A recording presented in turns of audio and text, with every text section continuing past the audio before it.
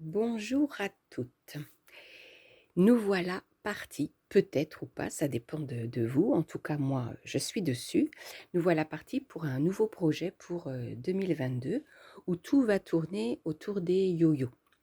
Donc, il est question de rebroder des yo-yo, euh, mais de rester assez légère dans la broderie parce que le yo-yo est constitué à lui tout seul de 2 épaisseurs de tissu et que pour le traverser, c'est vrai que c'est un petit peu fastidieux. Donc, je vais partir sur un montage de blocs qui vont tous mesurer 20 par 20 centimètres. Voilà, voilà. Donc, ça, c'est le final, hein. Mais je vais donc vous montrer comment on va commencer. Donc, ça, on va le mettre de côté et on va partir d'ici. Donc, vous allez vous découper quelques carrés. Pour l'instant, je ne sais pas exactement combien. Vous voyez, je progresse en même temps que vous. Les carrés mesurent 20 par 20 centimètres. Voilà. Et vous allez au dos mettre un petit coupon de toile à beurre que vous allez encoller. Une fois que le coupon est encollé, vous allez confectionner des yo-yo. Alors vous vous faites une petite boîte avec plein de yo-yo. Et moi donc, pour obtenir la taille de celui-ci, j'ai pris le petit gabarit de chez Clover, le gabarit vert qui correspond, vous voyez, il y a marqué ici 30 mm, donc 3 centimètres. Pour faire une petite couronne de yo-yo, il va falloir fabriquer 8 yo-yo et ensuite les monter en petites guirlandes en faisant un petit point au dos. Tout ce qui est au dos n'est pas beau, mais ce sera caché. Votre bloc, vous allez donc au crayon blanc vous dessiner une marge de couture de 0,7 cm partout, tout autour. Donc vous voyez ici, hop, 0,7, tout autour 0,7. Ensuite, vous allez tracer avec votre crayon blanc stylo craie, vous allez tracer les petites diagonales des angles. Positionnez votre petite couronne de yo-yo bien centrée au milieu du bloc. Pour ma part, j'ai réussi à laisser de part et d'autre 5 cm, entre 4,5 et 5 cm. Voilà, dans ces 4 endroits-là.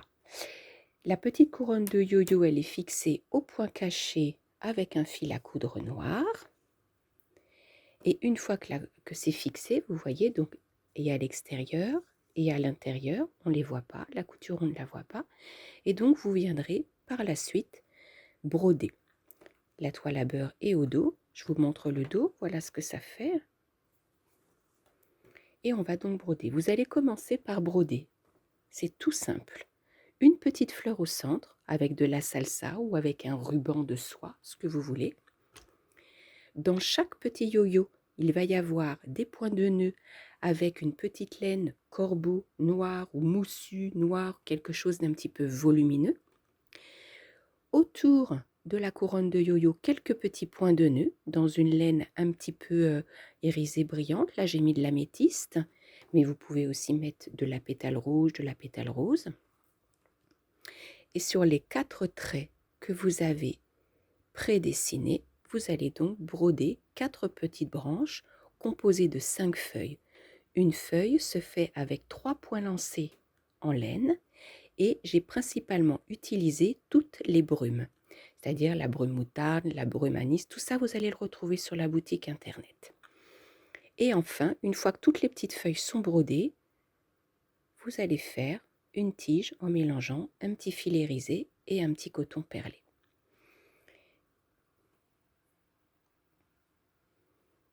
Il s'agit donc pour le mois de janvier de faire 2 blocs. Donc là, c'en est un, et le deuxième bloc est sensiblement différent, puisque le deuxième bloc, c'est aussi une couronne de yo-yo, mais pas du tout dans le même format. Donc là, en fait, j'ai utilisé la taille supérieure avec ce yo-yo-là, qui lui correspond à 45 mm. Le principe est le même, une couronne de yo-yo, ils sont plus grands, une petite touche de pompon au cœur de chaque yo-yo, 4 branchettes aux angles qui sont, elles, un petit peu plus courtes que les précédentes puisque nous avons moins de place, et une fleur un petit peu plus imposante au milieu. Donc, comme vous pouvez le voir, le bloc avec les grands yo-yo sera le bloc central et les 4 autres blocs avec la petite couronne de yo-yo tout autour. Voilà, ça nous fera donc quelque chose dans cet esprit-là. Donc pour le mois de janvier, il est question de broder 2 blocs, c'est-à-dire donc celui-là au milieu et celui-ci. Et pour le mois de février, il nous faudra donc de nouveau 2 autres blocs avec les petits yo-yo. Je ne vous en dis pas plus puisque moi, je ne sais pas encore ce qui va se passer par la suite. J'ai quelques idées bien sûr, mais je vais progresser sur cet ouvrage. Voilà.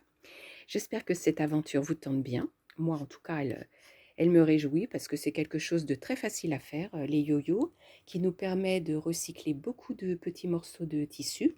Et d'ailleurs, pour confectionner les petits yo-yo verts, vous voyez, ce tissu, il mesure, voilà, 7 cm. Hein. Donc, avec des petits carrés de 7 cm que vous vous précoupez dans toutes vos chutes, vous pourrez vous faire une petite boîte avec beaucoup de yo-yo. Et ensuite, à vous de les positionner harmonieusement. Je vous laisse aller visiter la boutique internet et surtout le blog dans un premier temps, puisque je vais vous faire une petite récap de tout ça sous forme de post. Et ensuite, sur internet, vous pourrez ou pas vous fournir avec les matières nécessaires. Voilà, je vous refais un petit topo sur les matières très vite fait. Voilà, on est là, ici. Hop, attention, ça bouge un petit peu. Alors, donc, comme je vous l'ai dit, de la salsa des rubans pour la fleur centrale, le cœur des fleurs, des petits moussus noirs ou corbeaux pour mettre un petit point de nœud dans chaque yo-yo, les laines pétales qui vont faire les petits points de nœud ou la violette qui est là tout autour des yo-yo, et ensuite dans la gamme des brumes ou même moutarde, puisque je vais rester sur cette tonalité-là pour faire les feuilles autour des blocs. Des petites échevettes composées du fil brillant et du fil mauve pour faire les tiges des fleurs sera aussi à disposition. Je vous souhaite une superbe journée les filles et j'espère que vous allez bien vous amuser avec ça. Moi je continue. À bientôt et au revoir.